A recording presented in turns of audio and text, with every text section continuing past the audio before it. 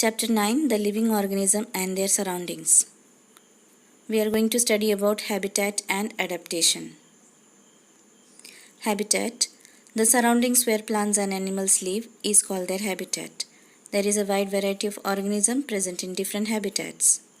There are many types of habitat, however, these may be broadly grouped as terrestrial and aquatic. Terrestrial habitats: the plants and animals that live on land are said to live in terrestrial habitat. Some examples of terrestrial habitats are forest, grassland, desert, coastal, mountains.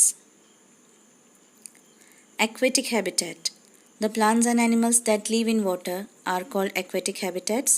Some examples are ponds, swamps, river, lakes, oceans. Adaptation: the presence of specific features and habits which enables a plant or an animal to live in a particular habitat is called adaptation. Adaptation includes specific characters in structure, physiology, behavior, and mode of life. Let's see some simple examples. Desert plant like cacti have fleshy stem and thick waxy covering for stems. They do not have leaves. Leaves are converted into spines. These adaptations prevent loss of water. Trees like kedar and pine grow in mountain region, are generally tall, straight and cone-shaped. They have needle-like leaves which allow rainwater and snow to slide off easily.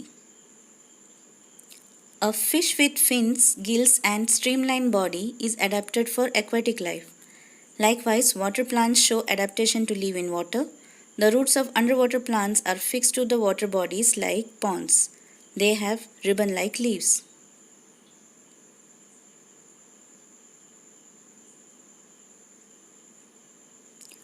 The roots of fixed plants like lotus have hollow, light and flexible stem which bend easily in the direction of flowing water. This prevents them from getting damaged or uprooted by flowing water.